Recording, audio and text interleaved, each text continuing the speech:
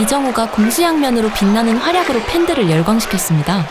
하지만 이날 이정우를 향한 뜻밖의 견제가 있었다는 점에서 그의 활약은 더욱 빛났습니다. 과연 무슨 일이 있었던 것인지 지금 바로 알아보겠습니다. 샌프란시스코 자이언츠와 애리조나 다이아몬드백스의 시리즈 1차전. 경기 시작 전부터 팬들의 이목을 집중시킨 변화가 있었으니 바로 멜빈 감독의 라인업 구성이었습니다.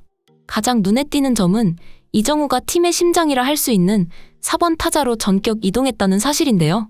최근 타격감이 다소 주춤했던 아다메스가 2번으로, 타격감에 불이 붙은 라모스가 이정우 선수의 앞선 3번 타순에 배치되는 등 공격력 극대화를 위한 연쇄 이동이 있었는데요. 그 중에서도 이정우의 4번 기용은 멜빈 감독이 그에게 얼마나 큰 기대를 걸고 있는지, 그의 클러치 능력을 얼마나 높이 평가하는지를 명확히 보여주는 상징적인 결정이라 할 수 있습니다. 팀이 가장 필요로 하는 순간 해결사 역할을 해줄 것이라는 감독의 확고한 믿음이 느껴지는 대목이죠. 그리고 이날 애리조나의 선발 투수는 한국 야구 팬들에게도 너무나 익숙한 이름 메릴 켈리입니다.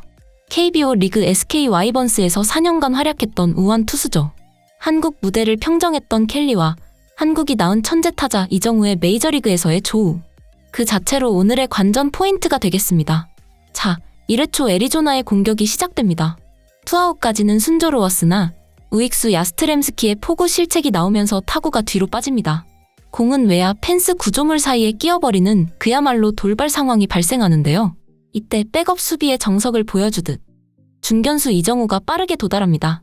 그리고 공이 펜스에 끼어 플레이가 불가능한 상황임을 즉시 인지하고 두 팔을 번쩍 들어 그라운드 룰 더블 상황임을 강력하게 어필하는데요. 이정우의 이 침착하고도 빠른 대처 덕분에 홈을 밟았던 1루 주자는 3루로 돌아갔고 타자 주자 역시 2루까지만 진루하며 애리조나의 득점이 취소됩니다.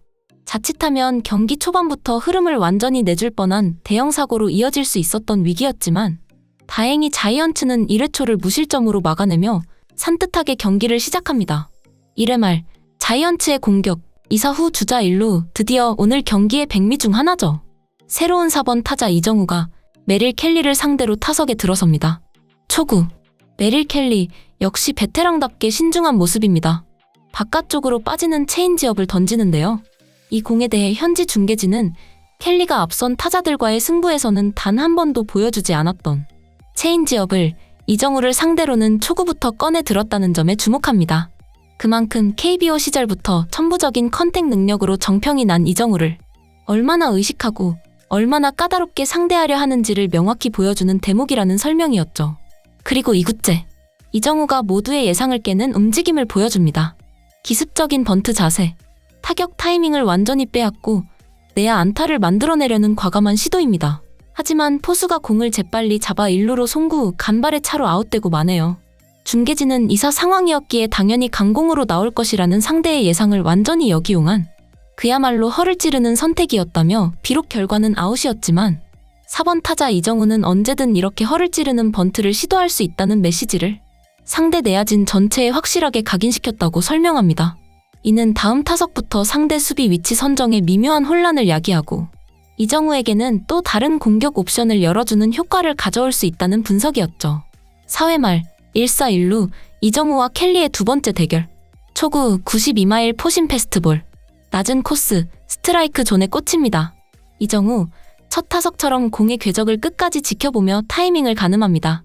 켈리 역시 첫 타석에서 이정우의 번트 시도를 의식한 듯 이번에도 쉽사리 승부하기보다는 유인구 위주의 볼 배합을 가져갈 것으로 예상되는데요.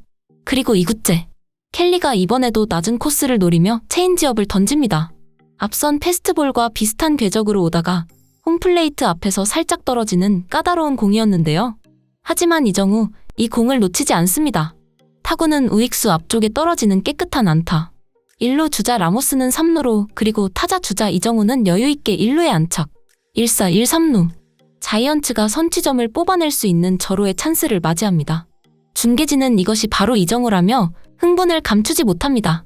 초구 패스트볼의 구속과 궤적을 완벽히 머릿속에 입력해둔 뒤 거의 같은 코스로 들어오다 떨어지는 체인지업에 미세한 속도 차이를 정확히 간파하고 완벽한 타이밍에 배트를 내밀었다며 놀라운 조정 능력이라고 감탄사를 연발합니다.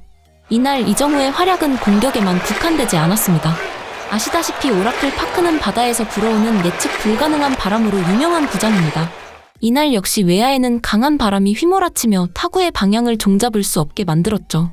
평범해 보이는 뜬 공조차 바람을 타는 순간 안타가 되거나 혹은 야수의 판단을 흐려 실책으로 이어지기 십상인 그야말로 야수들에게는 최악의 조건이었습니다. 하지만 이날 이정우는 마치 바람의 흐름을 미리 읽고 있는 듯 수차례 안타성으로 뻗어나가던 까다로운 타구들을 정확한 낙구 지점 판단과 함께 마치 자석처럼 빨아들이는 안정적인 포구를 선보였습니다. 화려한 다이빙 캐치는 아니었을지라도 하나하나가 팀의 실점을 막고 투수의 어깨를 가볍게 해주는 호수비들이었죠. 특히 이날 팀 내 다른 야수들의 아쉬운 실책들이 연달아 나왔다는 점에서 이정우가 외야 중앙에서 보여준 수비 안정감은 단순한 아웃카운트 그 이상의 의미를 가졌습니다. 단순히 잘 잡는 것을 넘어 팀 전체의 심리적인 안정감을 불어넣는 이정우의 수비. 그의 존재가 팀에 얼마나 큰 힘이 되는지를 증명하는 또 하나의 장면이었습니다. 어느덧 경기는 6회 말 2사 1루 상황. 이정우와 켈리의 세 번째 맞대결. 첫 타석 번트 시도, 두 번째 타석 그림 같은 안타. 과연 이번 승부의 결과는 어떻게 될까요? 초구와 2구. 켈리가 연달아 바깥쪽으로 흘러나가는 유인구를 던지며 이정우를 흔들어 보려 합니다. 하지만 이정우 요지부동입니다. 뛰어난 선구 안으로 침착하게 공을 골라내며 볼카운트 투볼을 먼저 만들어냅니다. 켈리 입장에서는 압박감을 느낄 수밖에 없겠죠. 3구째, 켈리가 선택한 바깥쪽 커브가 이번에는 스트라이크 존에 정확히 들어옵니다. 그리고 4구째, 거의 땅에 떨어질 듯 낮게 깔린 공. 이정우가 이걸 걷어 올려 파울로 만듭니다. 경이로운 컨택 능력인데요. 결국 5구째, 바깥쪽으로 살짝 높게 형성된 93마일 포심 패스트볼. 이정우가 힘껏 밀어쳤으나 아쉽게도 타구가 뻗지 못하고 아쉽게 좌익수 뜬공으로 물러납니다. 8회 말 자이언츠에게 다시 한번 기회가 찾아옵니다. 2사 1루, 한 방이면 동점 또는 역전까지 노려볼 수 있는 상황. 타석에는 오늘 이미 좋은 타격감을 선보였던 이정우 선수가 들어섭니다. 상대 마운드에는 좌완 강속구 투수 제일런 빅스. 그런데 초구. 빅스의 공이 누가 봐도 존을 한참 벗어났습니다. 하지만 주심의 손이 올라가며 스트라이크가 선언되는데요.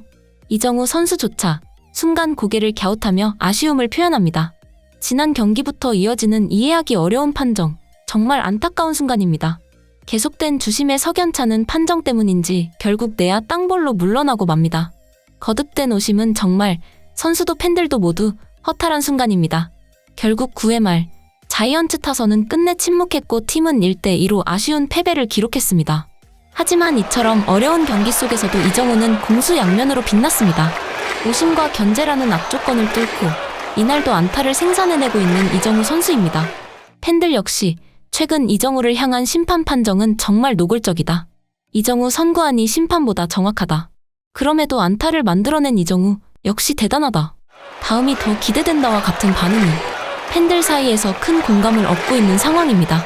이상 발빠른 뉴스였습니다. 구독, 좋아요는 영상 제작에 큰 힘이 됩니다.